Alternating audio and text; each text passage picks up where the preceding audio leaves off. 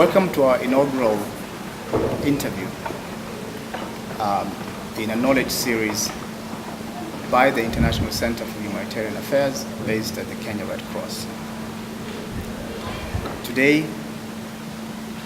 we have the privilege of hosting Dr. Ilian Ubalijoro. Ilian is a professor of practice at McGill, and she's a board member of the International Leadership Association, an association that deals with, which promotes practice and research in leadership. Ilian is originally from Rwanda, and she currently lives and works in Montreal, Canada. Today, we're going to talk to her about leadership in Africa, and we will use the training that we have that is ongoing, leadership training, which is a collaboration between Lancaster University, the International Center for Humanitarian Affairs here at the Kenya Red Cross, and the AIDS Alliance.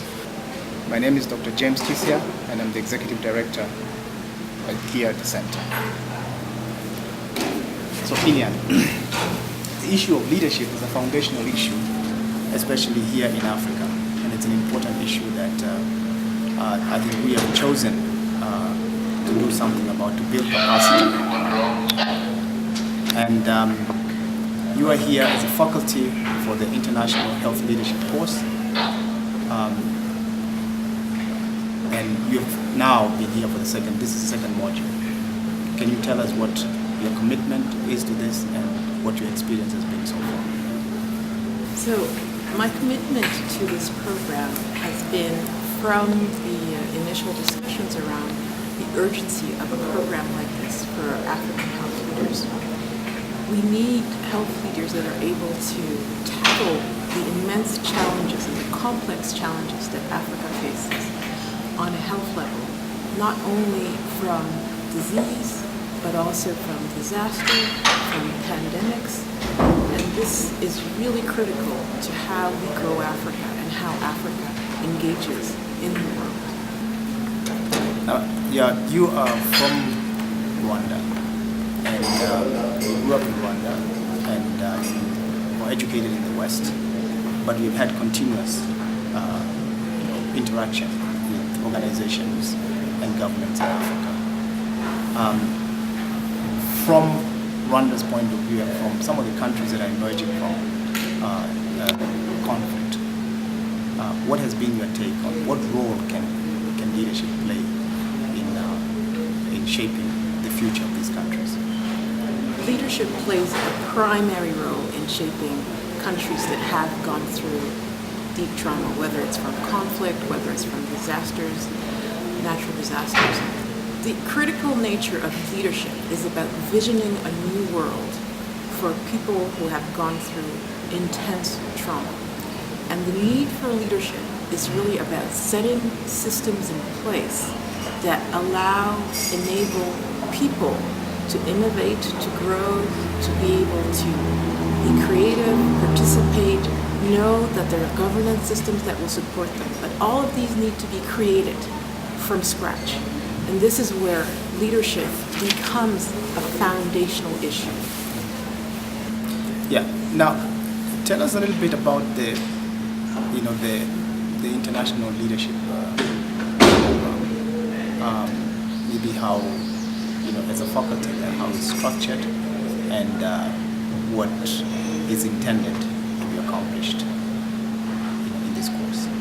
So the first module was about leading self, and really it was about the executives who are working in health in Africa or working for African health to explore who they are as leaders, to understand how to become better listeners, to have an idea of what type of archetypal systems they're working with inside of themselves and what they're facing on the outside.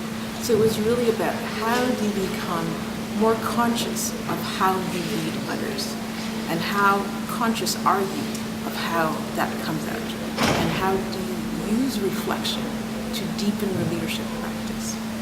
The second module we're working on right now is a module that takes the leader who has started reflecting on how they lead themselves and really look at how do they lead within organization, how do they lead within stakeholder engagement, and how those interactions with organizations or stakeholders influence their capacity to lead change that can be transformative and help Africa move forward more effectively. And what's different about this training? There've been many training programs on leadership. Some of them effective, some of them not effective. Is this just another course, or what? What is the difference in this course? Well, I consider this course really an innovative, groundbreaking program, because what it does is it looks at the individual leader, it looks at the culture the leader comes from, it looks at all the different cultures the leader interacts in, it looks at the complex system the leader is involved in. So it's a systems approach to leadership. It's not a piecemeal. It's about leadership in the integrated whole sense.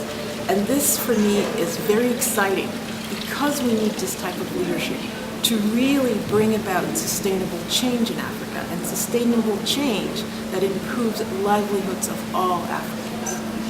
Okay. So maybe I go back to some of the things some of the experiences that people coming into the course, or others that are, that we have talked to on the continent about some of the major barriers to change, major barriers to leadership development or the leadership practice. In your estimation, what are some of those that we must deal with, institutions and individual level? One of the major barriers in terms of evolving leadership is understanding what are the fears that are contained in the systems we work with. What are the power plays that are happening? What are people fearful of losing? And how does that play out in the dynamics of the groups we're involved in? And how it plays out in the dynamics of the groups we're involved in will influence the quality of partnerships we establish, and it will influence our capacity to introduce new ideas that can improve health systems.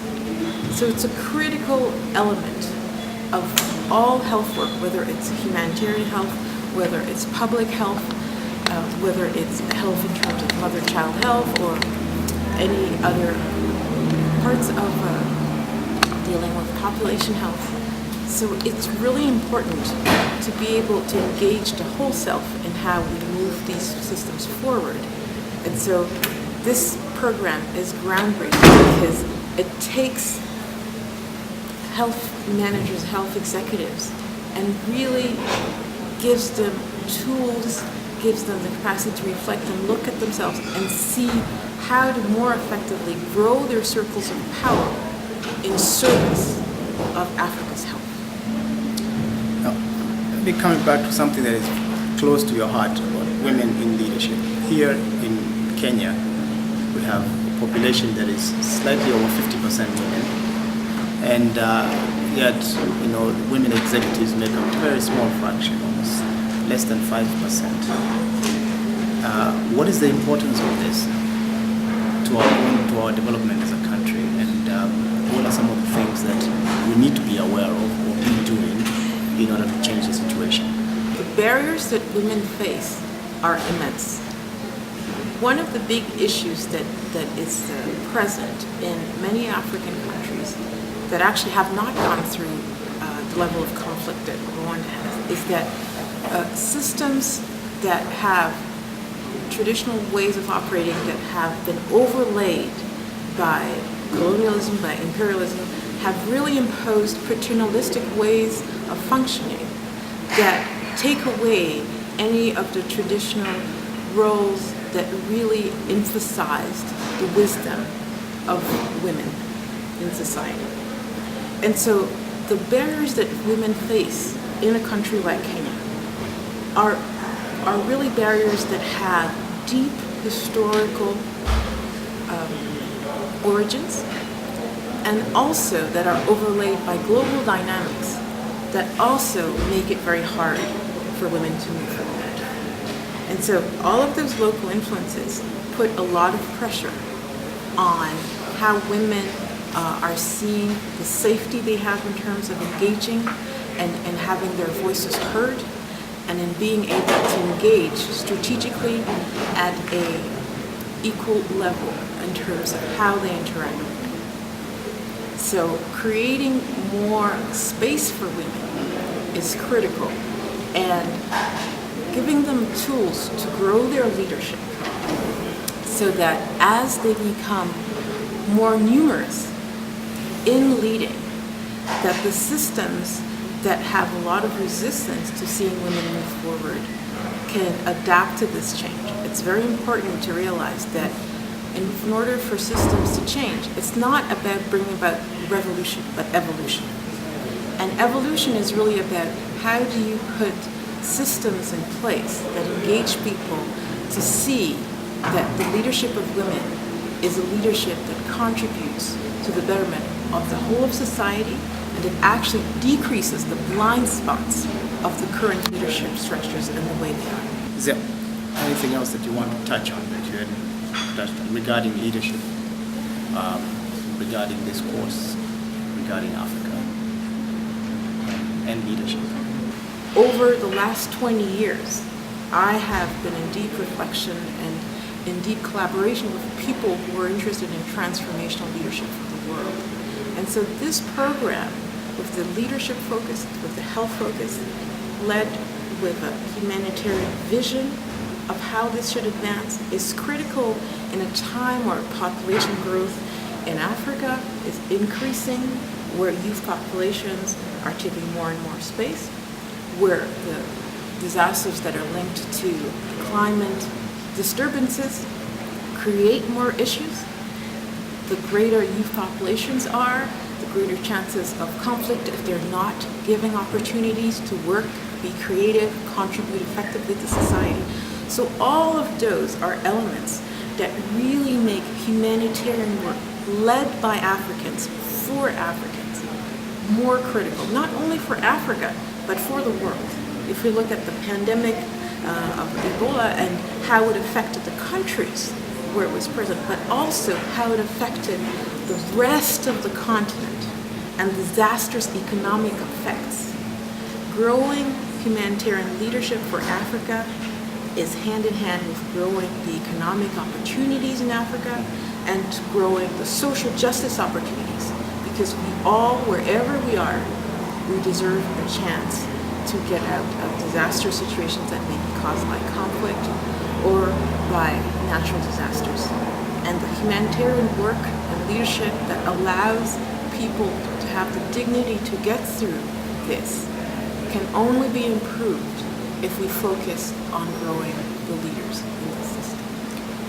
Thank you very much. Thank you very much. And thank you.